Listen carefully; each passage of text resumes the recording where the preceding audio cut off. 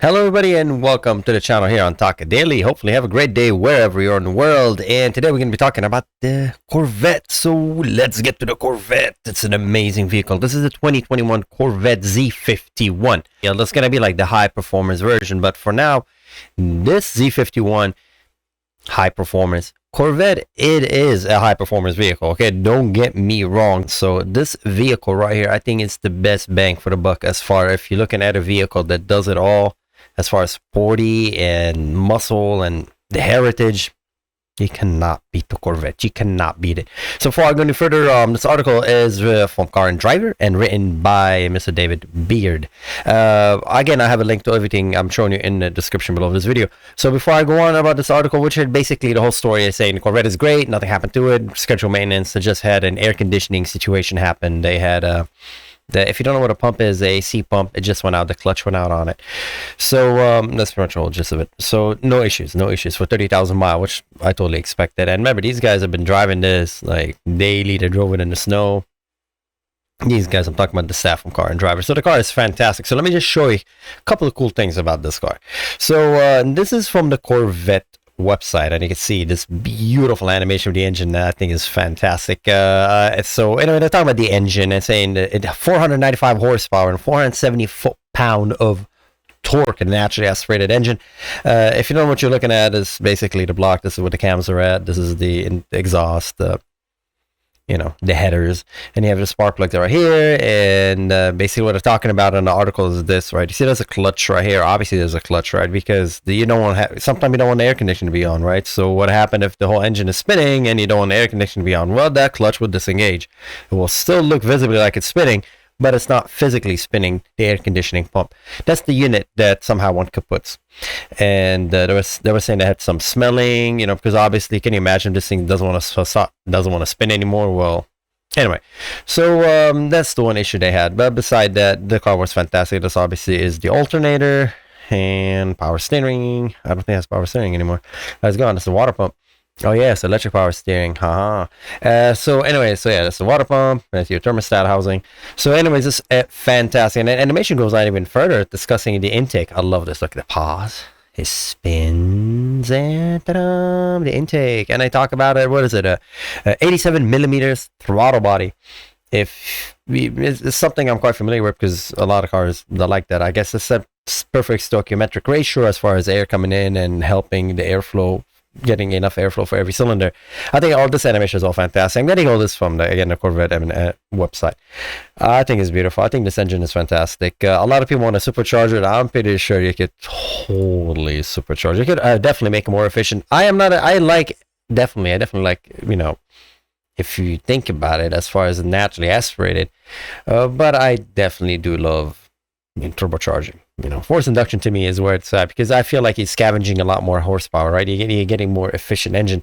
But this technology, I love this animation, because this is not just specific to Corvette, but for the price you're getting. Oh man, for the price you're getting in LT2, by the way, this is an LT2 V8 engine.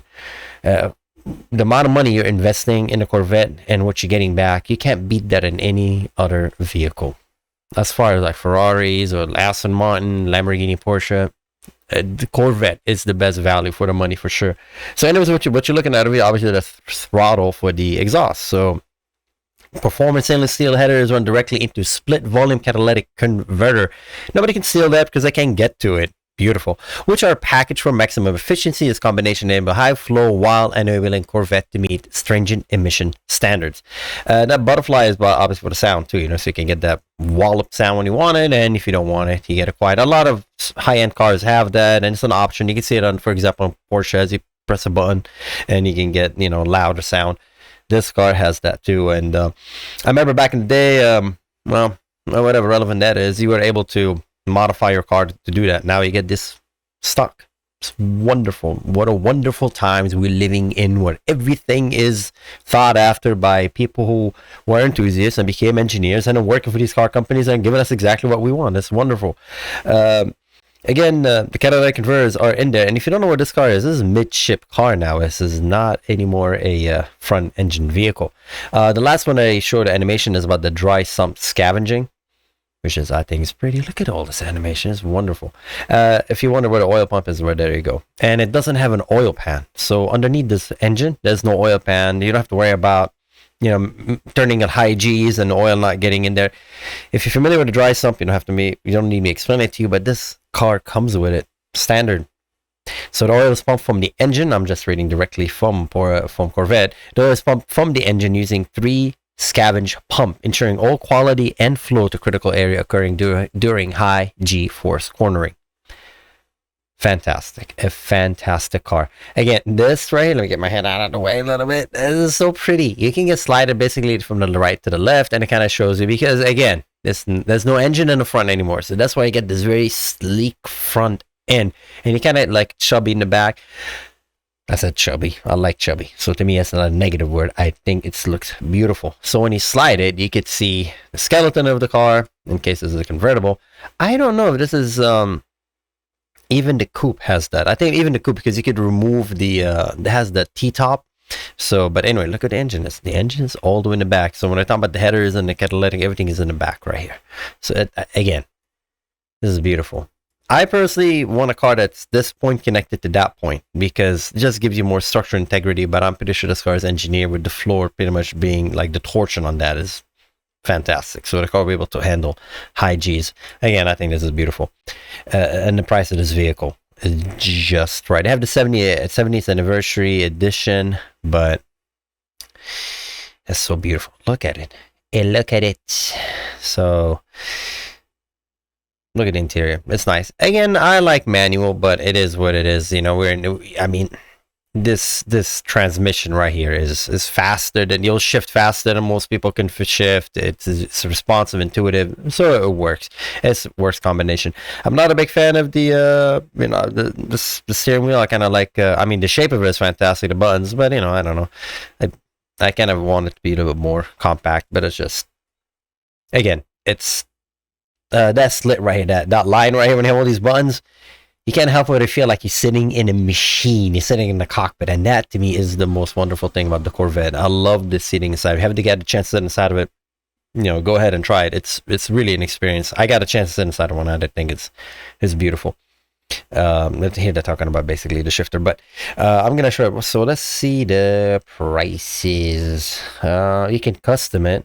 And you know, when you look at everything, like the options are really not that crazy. I mean, we're comparing it to like an Italian car. Like comparing to BMW, it's really not that much. Like, you know, the options, all the optionals are not really that crazy. It's good value, honestly, for the money. The Corvette, it truly is a good value for the money. So they go on, again, this article, they go on, as I mentioned, 22,000 mile, 30,000 mile. Okay, so they're talking about the air conditioning that went out. So 14 months they've been driving it for 35,000 mile, and 19 mile per gallon fuel economy, fuel tank at 18.5 gallon, the range at 350, repair cost 0, no more wear and tear, damage and destruction 791. I think that's what they were talking about, the Havoc, something wrong with it. So the AC, there you go. The clutch on the AC compressor had failed upon engagement, as some sounded like bolt in the blender, blah, blah, blah. The Corvette was still drivable. The HVAC remained off for the next 700 miles until they were able to repair it, which was under warranty. So the price of the vehicle, $65,000, 67. Okay, let's just, so base is 65. Okay, so $66,000, and when they tested it, kind of loaded, is about almost $80,000, $79,000. And option 2 LT equipment group, which was an additional to $7,300. Front axle lift. That's the stuff you get like on the stupid high-end cars that cost like $150,000. Magneto theological dampener, again, electronic dampeners, $2,000. Cheap. I remember back in the day when you get like coilovers that cost a lot more than that, and these things are very clever suspension. Carbon flash wheels, wow, $995. That's it.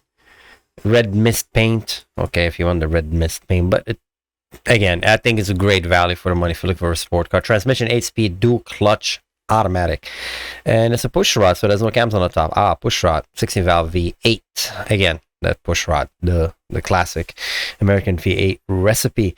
So I think this car fantastic. 0 to 60 in 2.9 second. What else do you want? Quarter mile, 11 second quarter mile. It's an 11-second car. Stock. Man, even put a supercharger on. I can't imagine putting a supercharger on this car. I don't know at that point. So I think, again, it's a fantastic car. Beautiful, beautiful, fantastic car. Good job for Chevy. I'm pretty sure I am definitely not, this is not new use to you, but, and you go, the 1LT is, there you go, that's the 1LT. $65,595. 2LT 72,000 and 3LT 77,000. So the 2LT you get 70th anniversary special edition. That's basically the 3LT. Everything else is interior trim package, stealth interior trim package. Ooh, that's the stealth. Dark finish aluminum trim on speaker grills, air vents, and console. That's stealth. Okay. Cool. I mean, again, if you like it, hey, why not? You have the option. But that's beautiful. The wheels, let's look at the carbon wheels that we're talking about. Forged aluminum wheels. This is a carbon. Where does the carbon came from? Bronze wheels. Seats. Competition, sport, GT2, GT1. Again, you can build it to the spec you like, but regardless, the inside of this vehicle is fantastic. The fact that this engineering of this car, what it could do, it could put like 1 point something G. It's nuts. How many G's this car can do? 1.3 G on a 300-foot skid pad. That you could feel that in your neck. You could feel that in your face. So it's fantastic. The warranty, 3 years, 36,000 mile, 5 years, 60,000 mile, and those guys put 30,000 mile in 1 year. So they've been driving it. They've been driving it a lot. Unscheduled oil maintenance, 1 quart. Okay, so anyways, I think this is a fantastic car. I'm in love with it. I truly love it. I know they're gonna make a high performance one, but we're getting to that point where car manufacturers are giving you cars that like it's. I mean, the Corvette always been a great value for the money. The Corvette's always been quick, So it's what is the R1 and all that stuff. So it's always been fast. So it's great to see a car that's not even the highest what it could be, where the manufacturer could still make it. Give it that higher, the next level, and the level they're giving you base is fantastic. I mean, again, that price for the 1LT. You get dry sump, you get all this technology for that price. I think it's amazing. $65,000. $65,000. That's beautiful. Good job for Corvette. That's a beautiful car. And as far as the air conditioning, that air conditioning situation that happened, I honestly I don't know why that happened, but hey, they can even figure out why it happened. When you look at them, they had no idea why it actually occurred. So hey, I don't know. It's probably because they drove it hard. I have no idea. They didn't even have an explanation to it. So if you see right here, when I try to explain why the AC went bad, they said we'll never know. But the compressor was replaced at the dealer and covered under warranty. So they were hinting maybe because they at the track, but I don't know. So anyways, let me know what you think about the Corvette. Do you like it? Does this car do you enjoy? Would you, if you're looking for a sport car, is that a vehicle you would buy? Because I think the value for the money is there. The only reason you would not buy the Corvette is maybe because you just don't like Corvettes. But beside that, I think it's mid-engine, or maybe you don't like the way it looks, but I think it looks nice. Those vents on the side. It's a very wide car. So I don't know if the picture will do any justice. If you look at it, it's a very wide car. It's not a narrow car by any means. Not like the Corvette was ever skinny, but it's wide. Like you get to see the back of it kind of like hunching out. Now, beside that, I think it's beautiful car. Anyways, as always, thank you for watching, and I'll see you next time. As always, thanks for everybody who subscribes. As always, I really appreciate everyone's support. So I'll see you next time. Take care.